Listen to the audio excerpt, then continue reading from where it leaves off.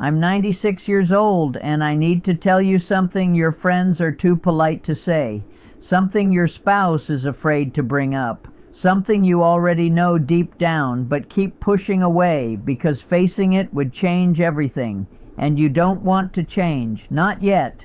Not today.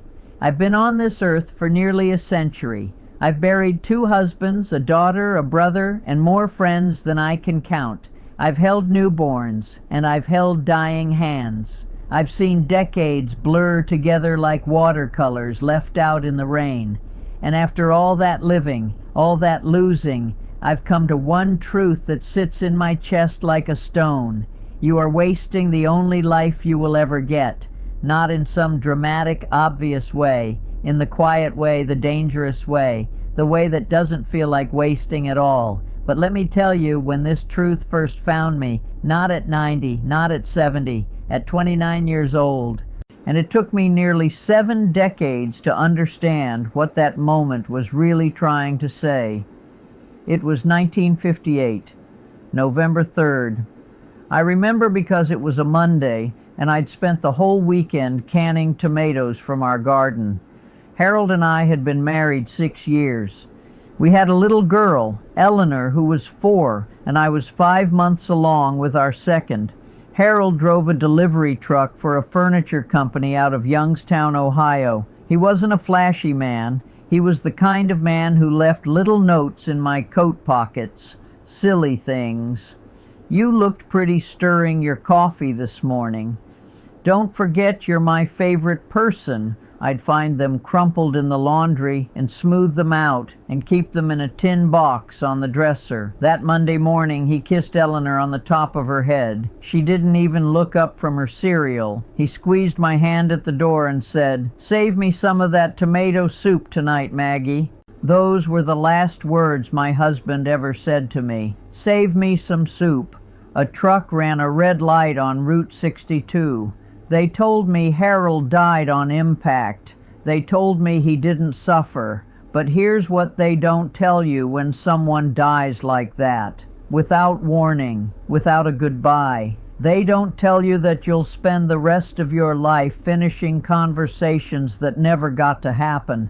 Every thank you that got stuck in your throat. Every time you rolled your eyes when he told the same joke. Every night you turned away in bed because you were too tired to talk. That evening, standing in my kitchen with soup still warm on the stove, I made myself a promise. I said I would never take another person for granted. I would hold nothing back. I would love people out loud while they could still hear me. And you know what? I meant it with everything I had. And I broke it anyway. Oh, I tried. I held Eleanor tighter. I told my mother I loved her more often. I wrote letters to my brother Paul that I never would have written before. But then the baby came, David, born in March of 1959, and life got heavy. Diapers and bills and sleepless nights. I married again in 1962, a good man named George, a high school math teacher with kind eyes and a quiet laugh. And slowly, without even noticing, I drifted back to rushing, back to not now, back to thinking I had time, because here's what I didn't understand at 29. What took me until I was old and tired and full of regret to finally see. The lesson is not that life is short. You already know that. You've heard it 1,000 times. It's stitched on pillows and printed on coffee mugs. The real lesson is that you will forget it. Over and over again you will forget. You will go right back to living like time is unlimited. You'll start treating the people you love like furniture, always there, always available, and that forgetting, that slow slide back into sleepwalking through your own life, that is the thing that will haunt you. George and I had 34 years together. He died in 1996. Heart attack, shoveling snow in the driveway on a January morning. I was inside making breakfast. I heard the shovel drop. And you know what my biggest regret about those 34 years is? Not our arguments. Not the year we almost separated.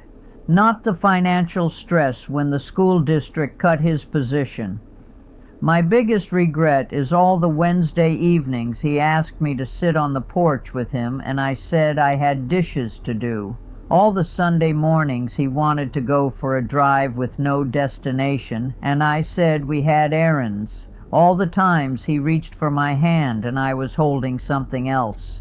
A grocery bag, a dish towel, my own stubbornness. Because here's what nobody tells you about living this long. You don't lose people once. You lose them 1,000 times. Every memory that surfaces brings another moment. You wasted. Another look you didn't return. Another conversation you ended too soon. My Eleanor died in 2001. She was 47. Breast cancer. My baby girl. I sat next to her bed in a hospital in Cleveland, and she looked up at me with those same brown eyes she'd had since she was 4 years old, eating cereal the morning Harold left, and she whispered, "Mom, I wish I'd come home more." And something inside me shattered, because I wished the same thing, but I'd never said it. I never once called her and said, "Eleanor, I miss you. Please come home this weekend." I told myself she was busy. I told myself I didn't want to be a burden. I told myself there would be other weekends. I held her hand and said, "You came home enough, sweetheart." That was a lie, and she knew it, and I knew it, and neither of us had the time left to fix it. My brother Paul died just 3 years ago. He was 94. We lived 40 minutes apart for the last 20 years of his life. 40 minutes. And we'd go months without seeing each other. Months. Because we always thought there'd be a next week, a better day, a time when we weren't so tired. And even after everything I'd been through, every goodbye I never got to say properly, you know what I still did? I still let phone calls go to voicemail. I still put off visits because the weather wasn't good or my hip was acting up. I still told myself tomorrow. There wasn't always a tomorrow for Paul, and there won't always be one for the people you love either. You're sitting there right now, maybe 40, maybe 50, and you're thinking, this is sad, but it's not about me. I'm different. I'll get to it. That's exactly what I thought at your age. That's what everyone thinks. But you're not different, and you won't get to it. Not unless something shakes you hard enough to pay attention. I'm 96 years old, and I can tell you with everything I have left, later is a lie. Later is the most dangerous word in the English language because it feels responsible. It feels reasonable, but it is a thief, and it will rob you blind. You think you'll take that trip with your wife after the kids graduate. By then, you'll have new excuses. You think you'll have that honest conversation with your father after the holidays. The holidays will pass, and you'll tell yourself next time. You think you'll slow down and enjoy your life once things settle down? Things never settle down. You just run out of time while you're waiting for them to, because here's the cruel joke of it all. You have the time right now, today, this week. You just keep spending it on things that won't matter in 10 years. You give your best hours to a job that would replace you in a week. You give your leftover energy to the people who matter most, and you wonder why your relationships feel thin. I'm not telling you to be reckless. I'm not saying quit everything and move to the mountains. I'm telling you something much harder than that. I'm telling you to pay attention, right now, to your actual life, to the people standing right in front of you, your mother, if she's still alive.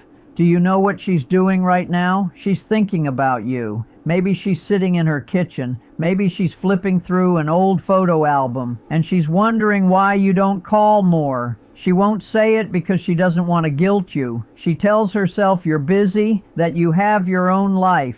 But every holiday you cut short, every call you rush through, it chips away at her a little more. I know this because I am that mother. My David is 67 now. He's a good man. He calls twice a week. He drives up once a month.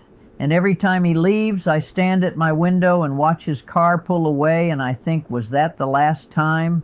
That's not self-pity. That's just what happens when you've lived long enough to know that every goodbye is a maybe. And it's true for you too, you just haven't learned it yet.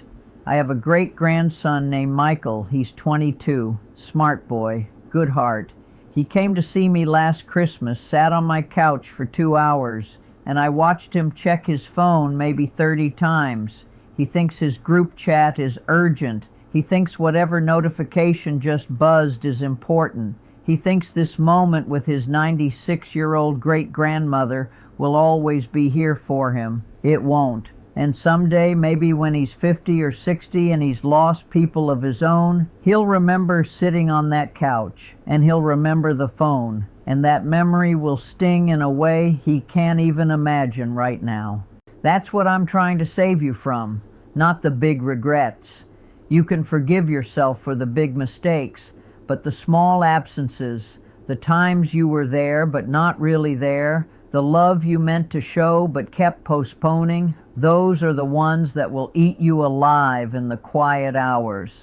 If I could go back to 29-year-old Maggie standing in that kitchen the night Harold died, I'd tell her this: you're about to make a promise to live differently, and you'll mean it, but you're going to break it again and again because you're human, and humans drift. But here's your real job: not to be perfect, not to never forget. Your job is to come back. Come back. Every time you catch yourself rushing past the people you love, every time you hear yourself say, not now, or maybe later, or next week, stop and come back. Come back to the room you're in. Come back to the person in front of you. Come back to this life before it's done with you. Not perfectly, but stubbornly. Every single time. I'm 96 years old. I've been alive for 35,040 days. And if I'm honest, I was truly present, truly awake, truly there for maybe 100 of them. That's my real regret. Not the things I didn't accomplish, but the life that happened right in front of me while I was busy looking somewhere else. Don't do what I did. Don't let 67 years pass before you hear what I'm telling you. Don't wait until the people you love are memories before you decide they mattered. Stop what you're doing and call someone you love. Not in an hour. Now. Go sit with someone and put your phone in another room. Look at the people in your life. Really look at them while they still have faces you can touch and voices you can hear. I'm almost out of time, but you're not. Don't waste it, please.